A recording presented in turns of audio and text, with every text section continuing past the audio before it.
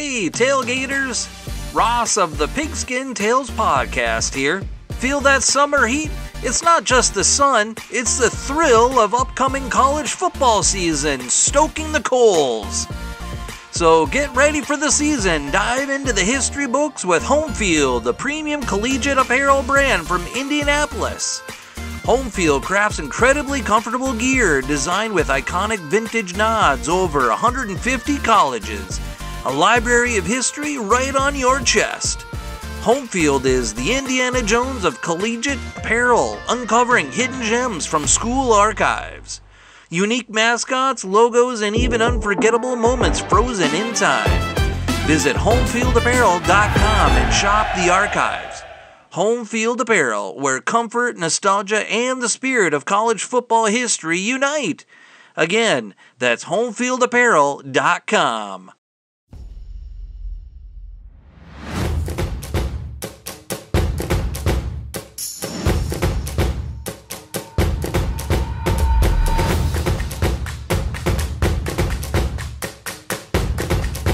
Excited to welcome you into episode 6 of the official PFRA Podcast. Jon Bozeka, George Bozeka will join me later, my co-host, and we've talked to a number of ex-players. We've talked to a historian in our time on the podcast. We've tried to find discussions that are interesting to you, the listeners that are out there day in and day out. If you hear something in the background, by the way, it's my cat as I'm recording this. I apologize for her nuisance being here on the opening. She really can't help herself. But we're pleased to be joined tonight as we're going to talk with the Vice President of Archives, Education, and Football Information at the Pro Football Hall of Fame.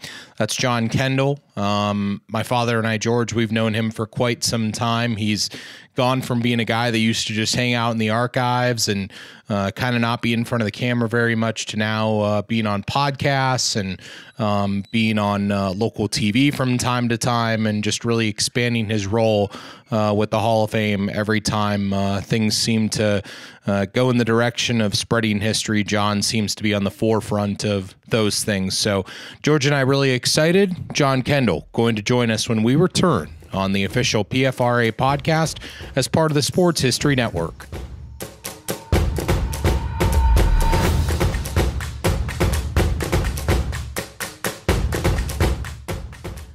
Pleased to be back on the PFRA podcast here as part of the Sports History Network, and very excited tonight for our guest, Jon Kendle, the Vice President of Archives, Education, and Football Information. It's a brand new title for this guy at the Pro Football Hall of Fame, and those who know him know that he has more football knowledge at his fingertips than just about maybe anybody in the world.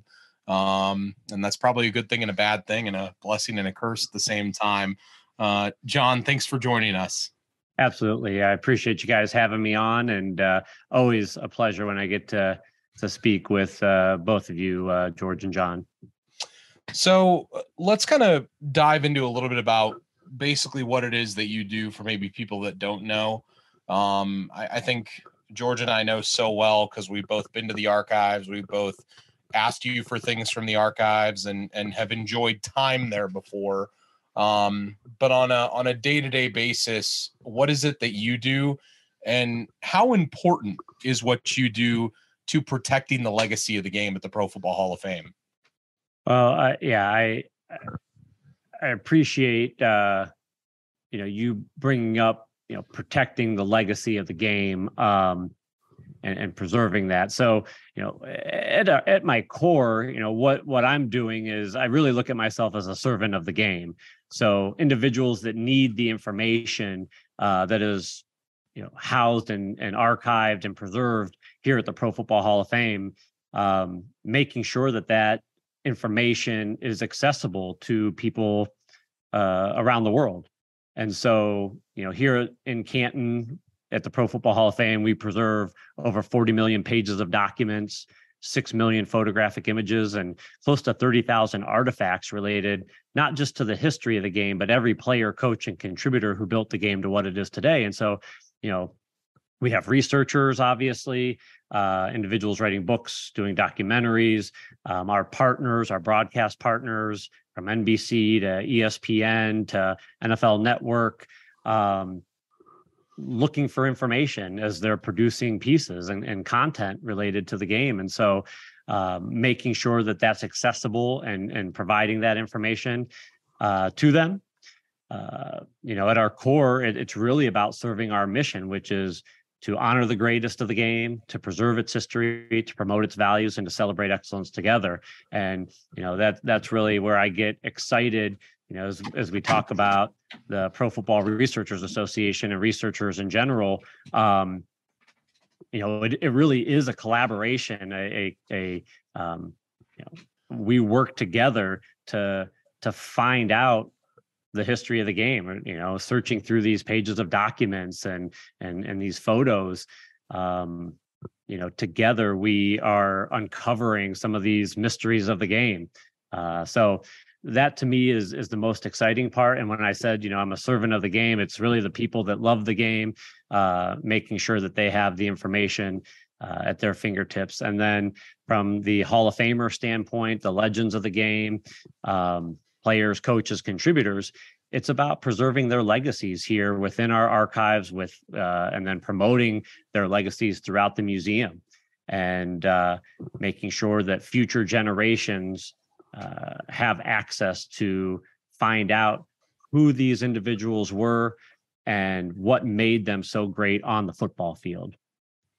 I know that so many days, I'm sure is probably having those kind of like awestruck moments of things, as I said, that are right at your fingertips. But how do you make sure that when you're handling so much information like that things are organized to the point to where it's like, if someone wants to hear about the 62 Bills, or they want to hear about the 74 Dolphins, or they want to hear about the 1920s Akron Pros, how are you able to go with one little swoop and be able to get stuff that quickly? How have you been able to organize it to that level, Jon?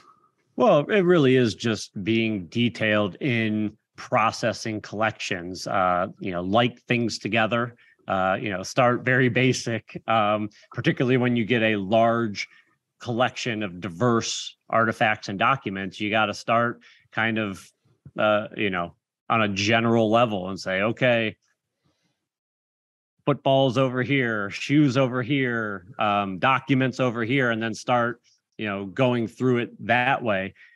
We've got a great team here at the Hall of Fame. And so we've got, our collection team processing collections.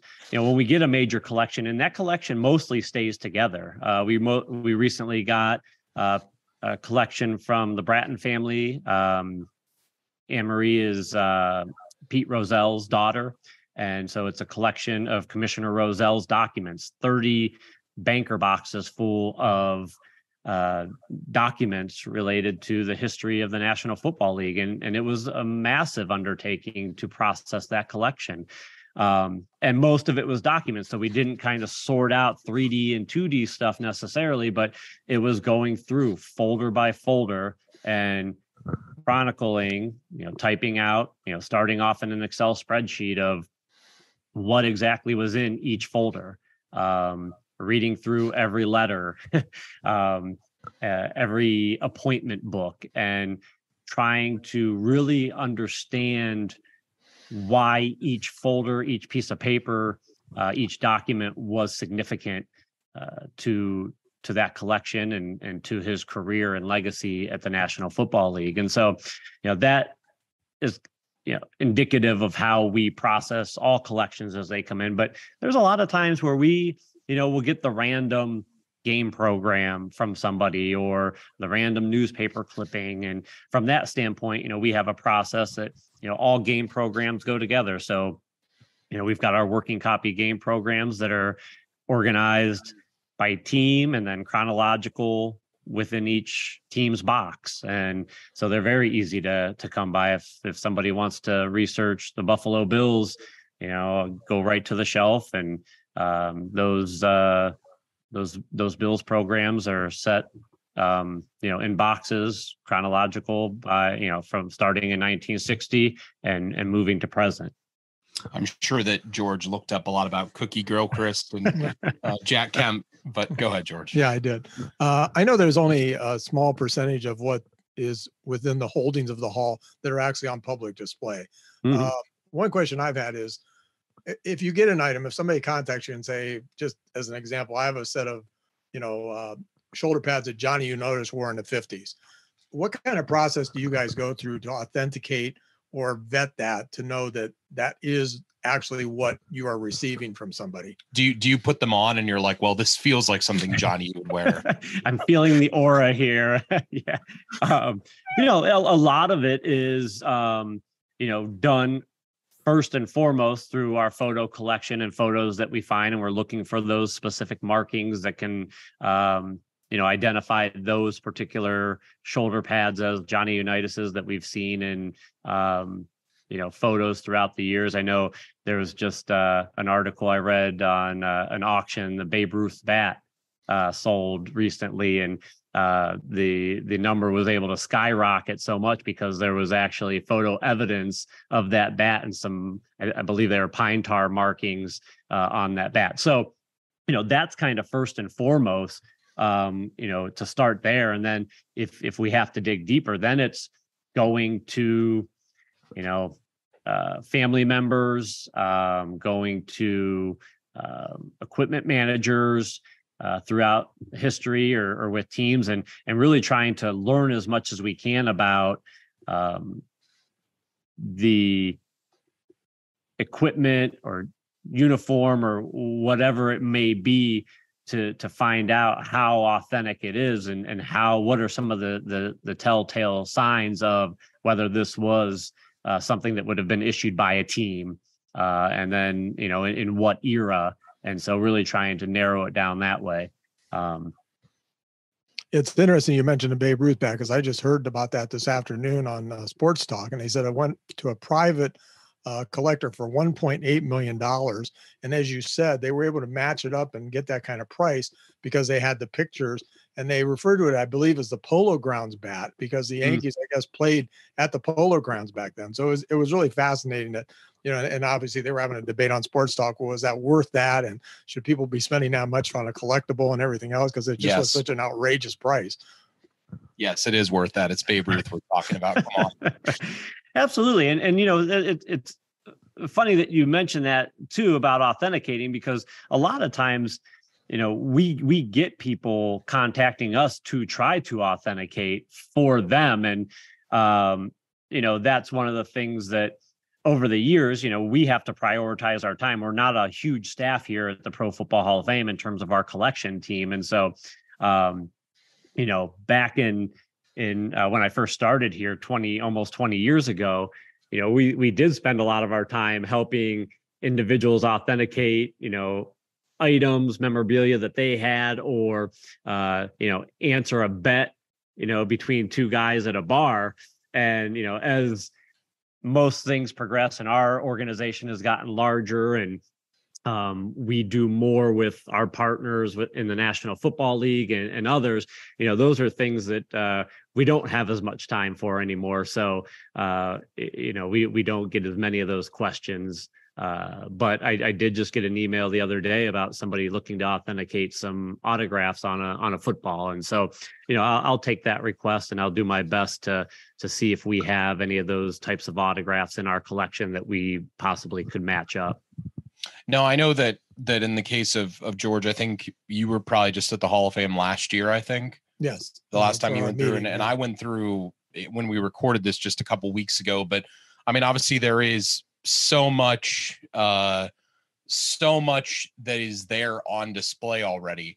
But how do you make sure that like the stuff that is out there is actually timely for people and actually interesting for people? And how much of a say do you have in taking things that are in the different exhibits and changing them throughout the course of time? Because you could probably spend a whole day doing a different exhibit on each row in the archives that you have, couldn't you? Certainly. And that's kind of where, my role has now progressed to where I do have a say in, the actual exhibits throughout the museum.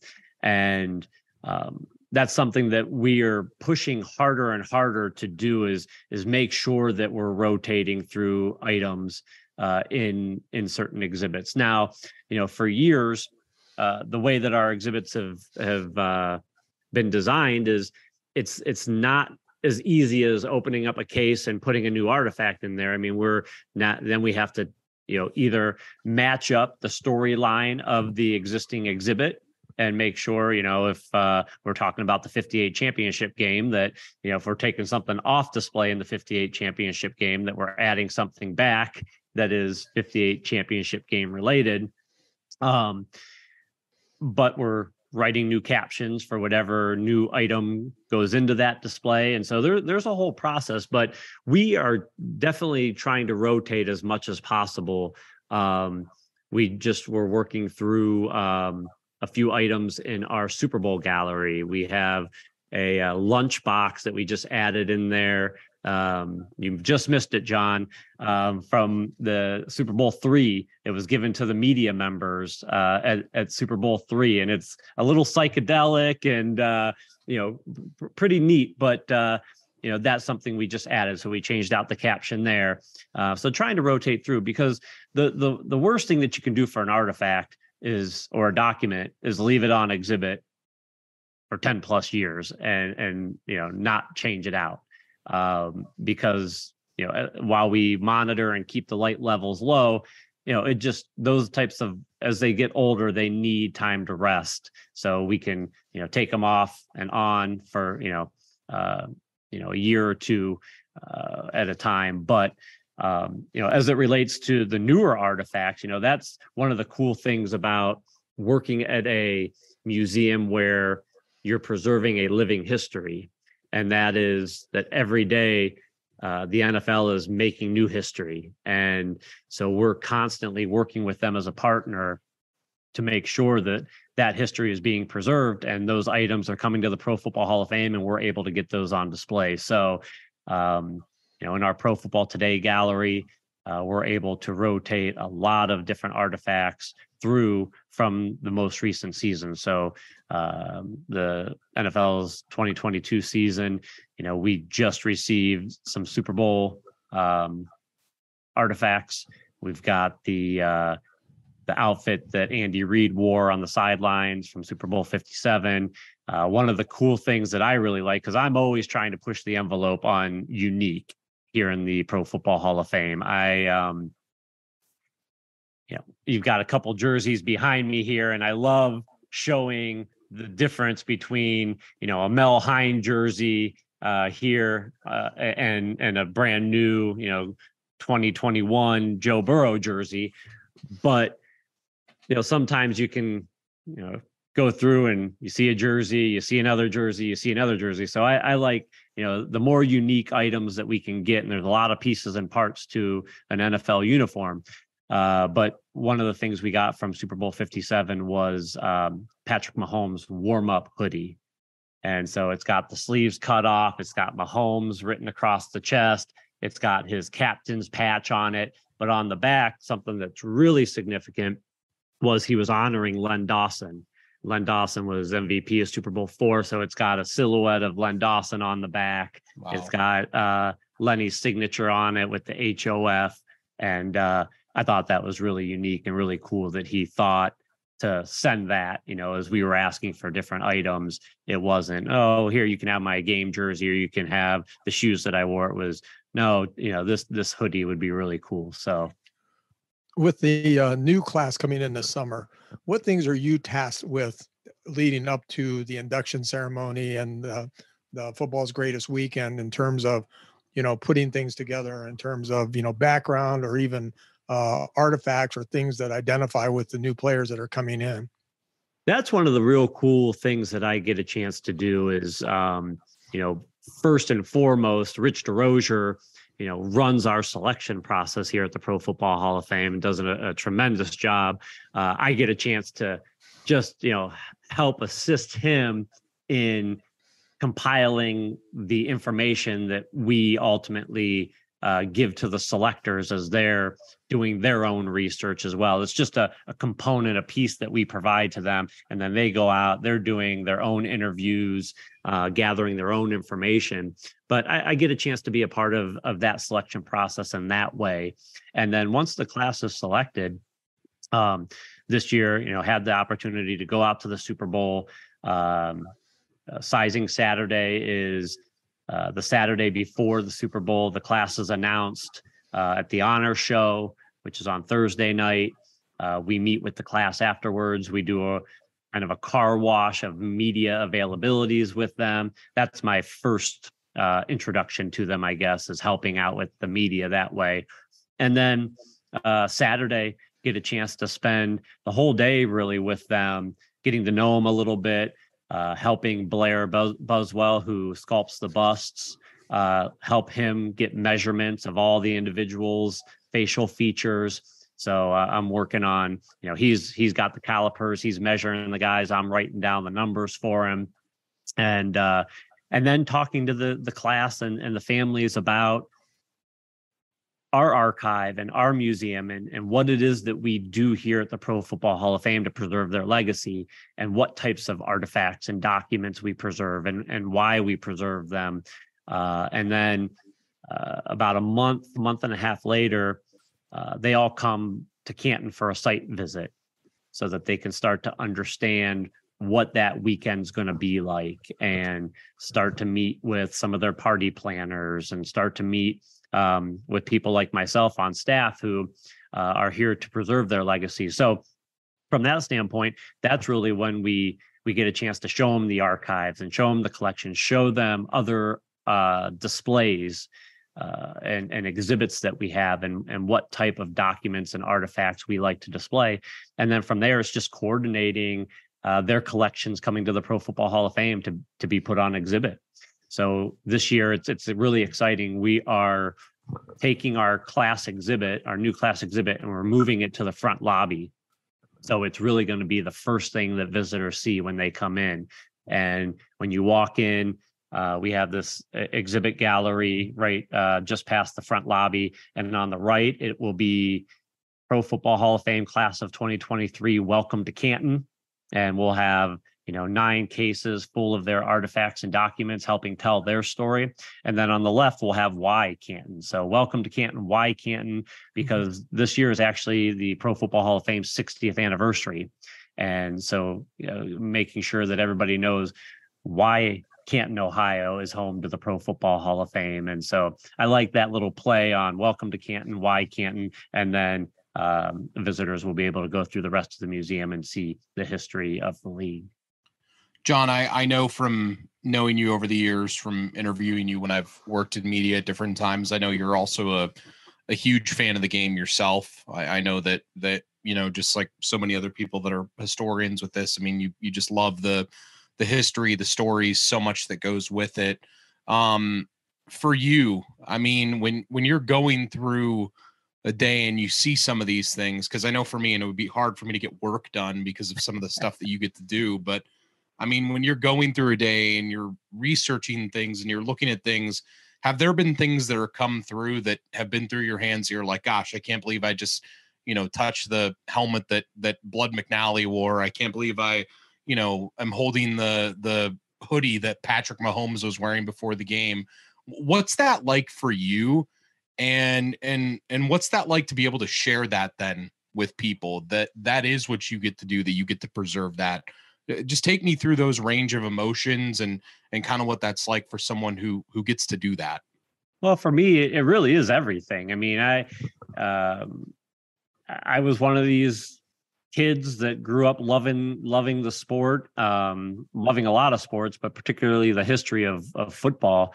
And I was born and raised in Canton, Ohio. So I thought, who the heck ever gets a job at the Pro Football Hall of Fame? Like, that would be incredible. And, 18 years later, here I am. And this is what somebody pays me to do is, read and write and talk about football history. And so it really is everything. And for me, the documents, I really love, you can hold the helmets and the jerseys, and that is cool to be like, okay, this great moment in NFL history, this individual is wearing this jersey or wearing this helmet. But I think because I cut my teeth, so to speak, in the archives, the documents are really what get to me, because I feel like that's really where you have an opportunity to get a sense of who these individuals were when you read through their correspondences. You read through, behind me there with the Miami Dolphins helmet, Don Shula's notebooks. We have a complete collection of Don Shula notebooks here. And so you get a sense of what made some of these individuals so special, their attention to detail, what they found fascinating or important to the game. So those are the types of things that really wow me or excite me. I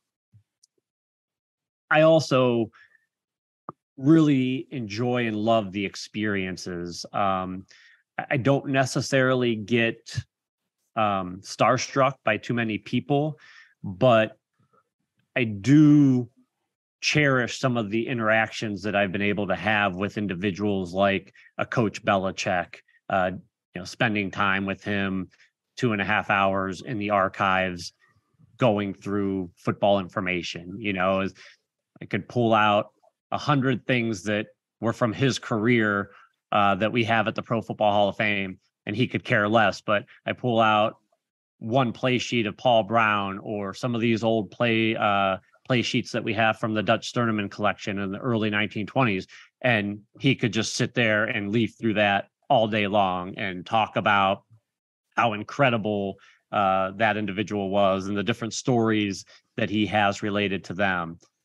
Spending the time that I was able to spend talking to Coach Madden throughout the years before he passed away. Those are the types of things that, I'll never forget. And I pinch myself consistently saying, like that, I get to do that.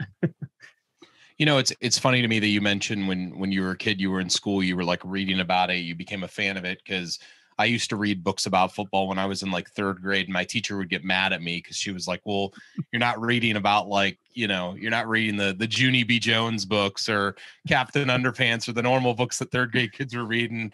My dad gave me a book. You gave me a book about Ohio State and Michigan, the 10-year war between Woody and Bo.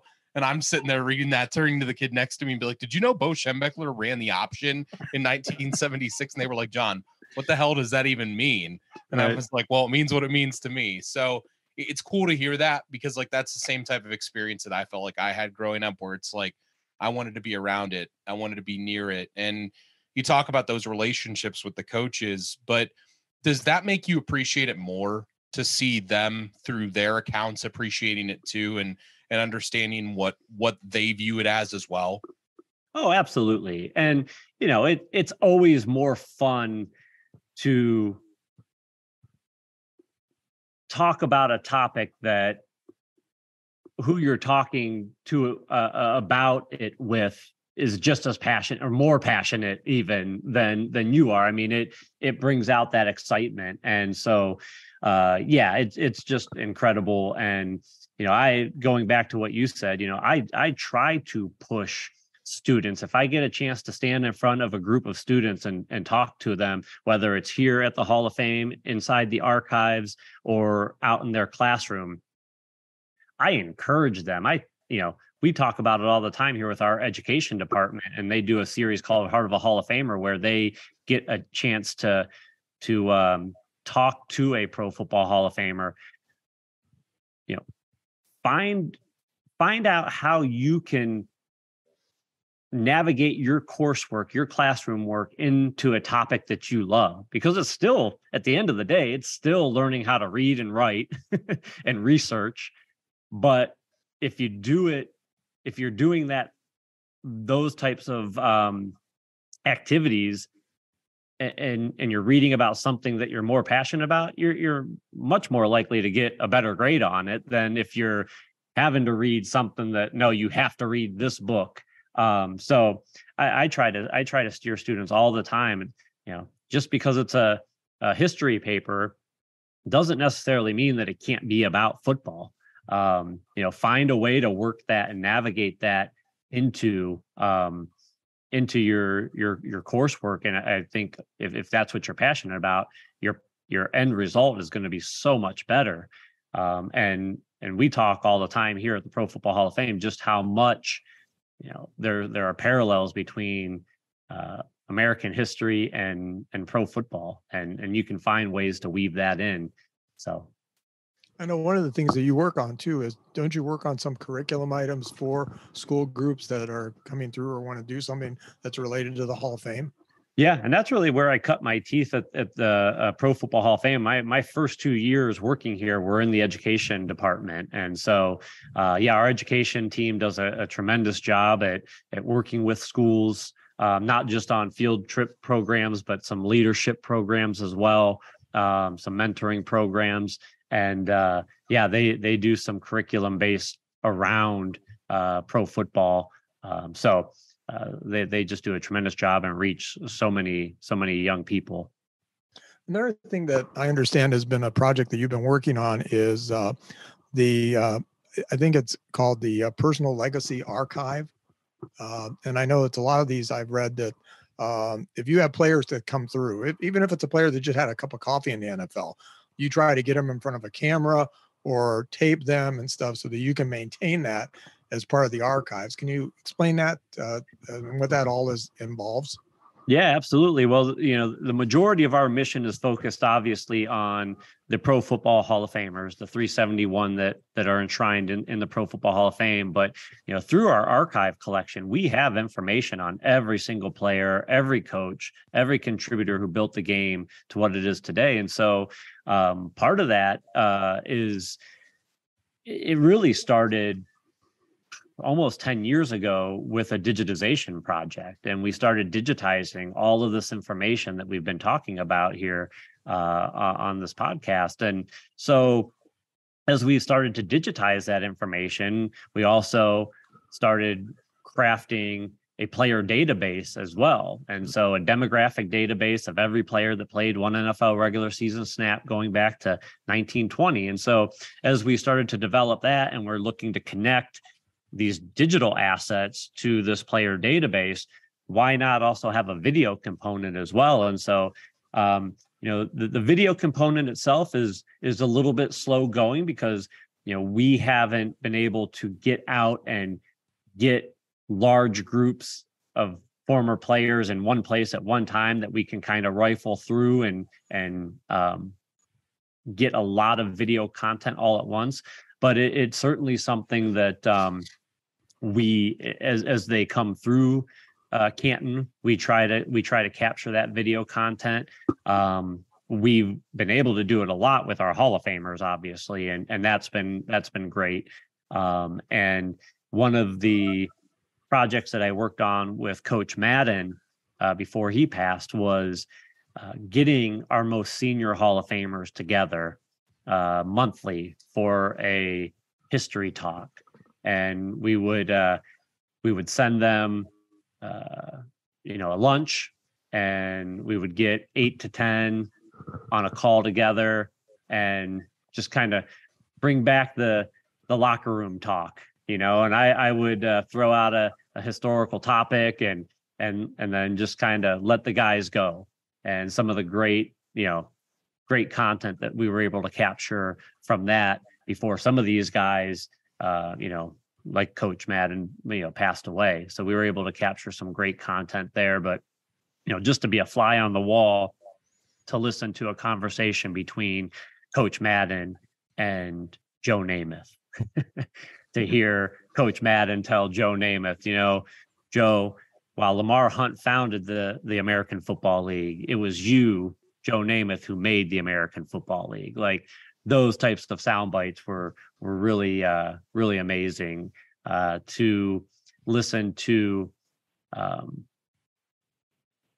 Well, not listen to, but to have a conversation on a call with Raymond Berry, John Madden, and Ron Wolf. And, question why Ron Wolf wasn't asking so many questions himself. And then I get a call from Ron Wolf after the call. And this is Ron Wolf, the great general manager of the National Football League. And I said, is everything okay? Like, usually on the calls, you're asking great questions and you didn't speak up at all. And he goes, you don't understand. Raymond Berry was my idol. It was like to hear, a guy like Ron Wolf be kind of shell shocked or just wanting to listen to Raymond Berry and not interrupt or ask any questions. Those are pretty cool. So when it comes to obviously the history of the game on the field, that's so much of what you do. But obviously you mentioned the kind of like parallels between like American history and like world history and even like pro football history. I mean, we've seen so many moments like players breaking the color barrier and like the Colin Kaepernick situation and like some of the other like bigger political moments within the game. How do you take those moments and how do you find archives for things like that can preserve that part of the game as well? Because it's easy to get a helmet, you just have to probably ask the team and they'll give it to you, but it's probably tough to get, maybe the wristband that Colin Kaepernick was wearing that day, or, something that can bring a moment like that to history. How do you do that? And how do you make sure that that's told accurately then, Jon? Sure. So, sometimes that's one of the tougher parts of the job is to kind of forecast, right? I mean, looking 25 years into the future and say, what are researchers going to want to know about the game today? Because it's a living history, because the sport is so popular. I mean, you could collect, particularly you're talking newspaper clippings or something, you could clip 24 hours a day, 365 days a year, and still not get everything that's being created content wise. But being strategic, understanding what will be valuable to researchers or the story years down the road is important. So when we do identify some things like that, like COVID, I know when we were going through the pandemic, obviously there are a lot of things personally on my mind, but professionally it was, how do we connect with the National Football League and make sure that the policies that they're putting in place and some of the things that they've got going on throughout facilities in the National Football League are tagged to come to Canton to be preserved, from the monitors that they were sewing into uniforms during NFL games, to the wristbands that they were wearing, the close proximity wristbands, to signage that they were putting up in the locker rooms. Like all of those things, we have preserved here now because we were thinking about that. Documentation, like I said, the policies and procedures that they were putting into place, making sure that all of those documents made their way to the Pro Football Hall of Fame. So as researchers want to know 25 years from now, how did the National Football League navigate a pandemic and get every game in, play a complete regular season, a complete postseason, and a Super Bowl? How did they do that? Well, come to the Pro Football Hall of Fame and we have the documentation that shows you why they were able to get that done. Do you have I'm just thinking through things from that season because it was so close to us. I mean, I remember Andy Reid would wear a mask and he never wore it, right? And then I remember he would also have like the face shield, and that was always like going all over the place. And you mentioned the monitors. I'm just trying to think of other things from that year, but do you have like any of the like fake fans that were at the Super Bowl? Like how much of that stuff have you been able to like track down and bring in? Because I mean, that is a fascinating time in NFL history. Like the fact that we went a whole season with no fans in the stands and like everyone just watched it like it was normal. It's kind of crazy. I do think that we have a couple of fans. Now that you say that, I saw something down in our collection area, but I don't think that they were cutouts from that. So I might have to start searching around for some of those fans. That would be that's a good thought, Jon. I might have to try to snag some of those somewhere. But yeah, I mean, we do have Andy Reid's face shield, the one that kept fogging up Right. in that early game. But yeah, I mean, it really is, from the standpoint of things that were going on with the teams, those are some of the easier things to get the teams and the clubs, because we're able to reach out directly to them. Some of the other things that maybe weren't specifically instituted by the teams, those are things that probably will end up being the more fascinating things. And those will come directly from individuals that maybe worked for the club, that retire, and 10 years down the road, are cleaning out a closet and going, why do I still have this? And instead of throwing it away, they'll contact us and, explain to us what it is and why it's significant, and end up getting donated. So, there's different levels and different things that ways that we're able to acquire these artifacts and documents. And sometimes it's direct access to the clubs and the league, and sometimes it's individual fans or individual people that had worked with the club that end up with things and ultimately donate them here. Jon, and all the items that you've seen during the time you've been at the Hall of Fame, do you personally have a favorite item or favorite document?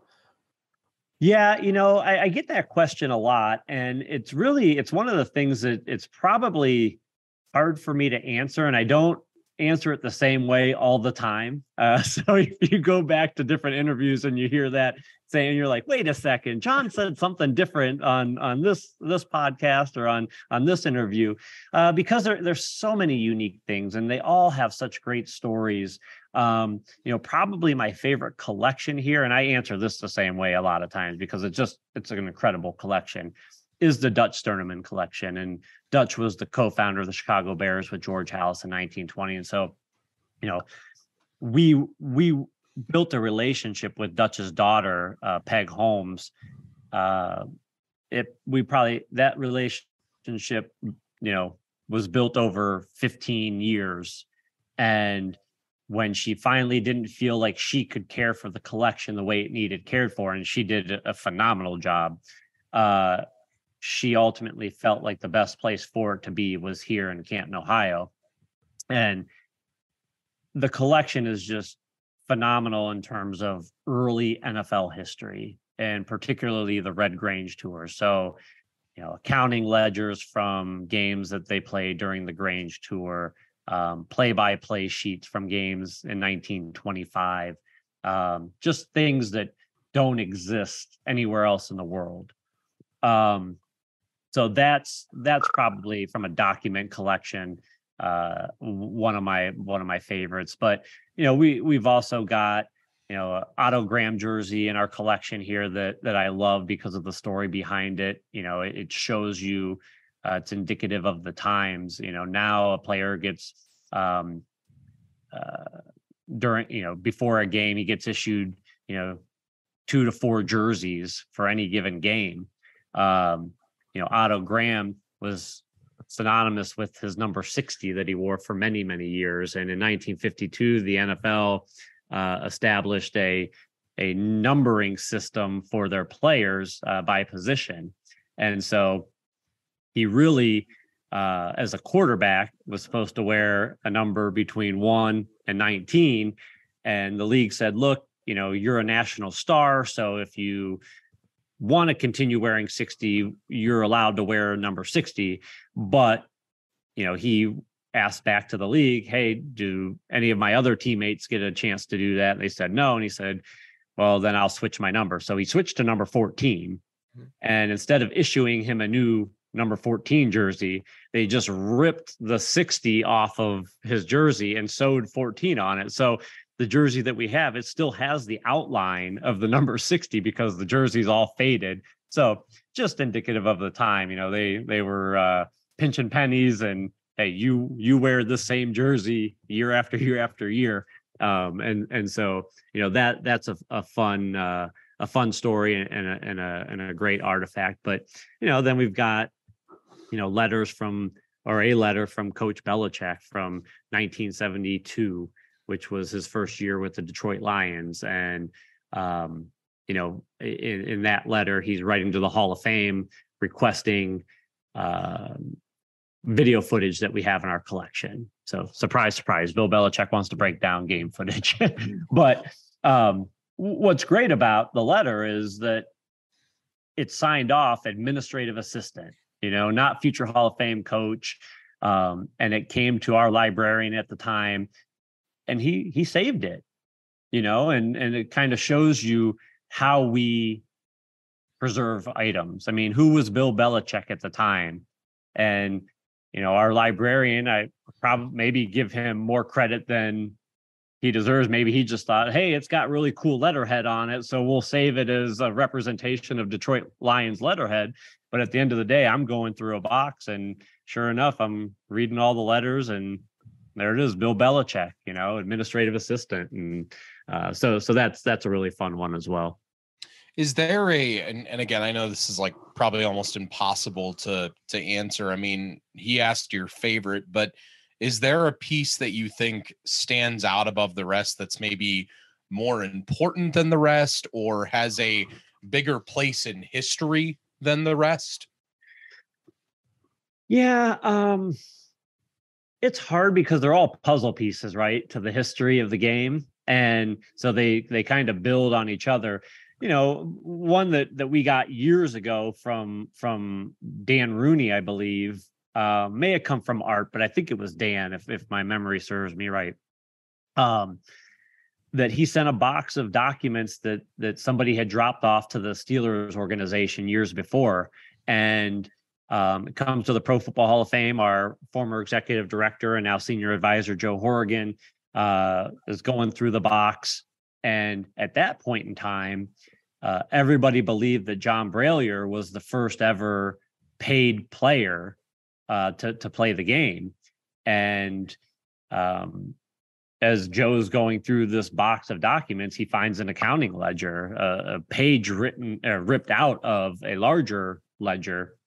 And it was an accounting ledger from a game in 1892, November 12th, Allegheny Athletic Association versus the Pittsburgh Athletic Club. And right in the middle, it has a line that says W. Heffelfinger for playing, cash $500. So all of a sudden it changes the history of the game. And that's kind of why we stay away from onlys around here. First known, maybe we discuss, but even the Heffelfinger document, for years now, Heffelfinger has been the first known professional football player because of that accounting ledger and that document. Who knows what somebody's going to dig out of their grandparents' basement or attic one day that, says that somebody was paid earlier. One of the more recent items that we got that I think is just very significant is in the Pete Rozelle collection. As we're going through that collection, we're going through his correspondences on Kansas City Chiefs letterhead. There's a 2-page letter from Lamar Hunt to Pete Rozelle in 1966, June of 1966, and starts off, pretty mundane, saying, hey, I'm going to be spending the next couple of weeks at my dad's ranch in Wyoming. And, a couple paragraphs later, he's talking about how he feels that there's too much wasted time at football meetings and they could get a lot more accomplished if there weren't so many interruptions from phone calls and this and that. And then about the 5th paragraph down, he says, I really do think we need to come up with a name for our championship game, because in 1966, they're having conversations about merging the two leagues. And he says, something synonymous like Wimbledon or the Grey Cup or the Cotton Bowl. I've been toying with the name Super Bowl, but I know that name could be worked upon. And we knew that story. I mean, everybody that loves football and loves the NFL and knows that story. but to sit there and be looking at it and say, this is when he first wrote it to Pete Rozelle, is really, really cool. And, then he proceeds to say, while, we are going to be merging leagues, I really feel like we should keep a sense of conflict between the two conferences. And while we've had ideological warfare for 6 years now, we need to keep having that kind of conflict between the two leagues of who has the sneakiest scouts, who's the better the league, because that's what the fans love, is that conflict. So, a letter like that is just tremendous. And like I said, the story, but then when you see where it was actually written down at, it changes that a little bit. Well, I think you alluded to the fact too that all history is so fluid. As you mentioned, the John Brayler and the Pudge Heffelfinger story. I've found it interesting as we've researched our book series about these teams that, you're trying to get to the truth and, what exactly happened. And sometimes you read player stories and then you read other accounts, and then you start realizing that the player remembers something a certain way, and it may not even be accurate, but that's how he remembers it. And then he starts telling that story. And then you've got to, as a researcher or a historian, try to figure out, well, what's the right story here? And that's why it's just so fluid, because, sometimes their recollections after years and years and years, they develop a story that's comfortable to them, and they say, well, that's what happened. Absolutely. Yeah. And it is. It's particularly, and I'm sure it happens more in other sports than I think it does. Just I'm so close to football, but it seems like that type of research and type of story that you're talking about happens quite frequently, particularly in those earlier days. There weren't as good of records back then. And so as you go back and really start to research it, there's a lot of holes to fill in. Yeah, definitely. Jon Kendle, our guest from the Pro Football Hall of Fame, vice president of archives. You also have a role in the education wing, just kind of a jack of all trades down at the Hall of Fame. You've become a spokesperson over the years as well. I remember one of the first times my dad chatted to you that you didn't really like being in front of a camera very much. And now look at how the role has changed and come along for you. Tell people where they can find you. Twitter, Facebook. I don't know if you do all of that. I'm pretty sure you do. Where can they find you? Where can they learn more about you? Tell them all about that. Well, certainly profootballhof.com. I'll steer you to our website. That's where a lot of our team is posting content. Our social media handles at profootballhof. But me personally, JK_adlibin is my social media. I'm not as active on there, but we did Joe Horrigan. Myself and Aditi Kikabwala finished our first season of Football Heaven. It's a joint podcast venture between the Pro Football Hall of Fame and Hall of Fame Village. That was a lot of fun. We centered all of our stories around items, artifacts, documents in our collection, and then we're able to kind of start the story and then go directly to the sources of some of these Pro Football Hall of Famers who had ties to these artifacts to help fill in some of the blanks. And it was a lot of fun. So yeah, definitely check out that podcast, Football Heaven, wherever you get your podcast. But yeah, this has been great. I really appreciate you guys having me on, and always fun, like I mentioned before, to talk football with people who love the game. And I know you two love it more than just about anybody that I've ever met. I don't know if that's a good thing or a bad thing. We appreciate you joining us like always, and I'm sure we'll do this again in the future. Absolutely. Look forward to it. Hey there, sports history fan. Hope you enjoyed another nostalgic episode here on the Sports History Network. By now, you've heard us rave about two books, The Golf Round I'll Never Forget and NBA 75, The Definitive History. Have you snagged your copies yet? If so, well, we applaud you for great taste. But if you haven't, well, listen up. because our generous partners over at Firefly Books are giving away a free copy of each book to one of our dedicated fans. To enter the giveaway for your chance at winning one of these awesome books, head over to sportshistorynetwork.com/giveaways. Again, that's sportshistorynetwork.com/giveaways. Good luck, and remember, you can come back daily to earn more entries.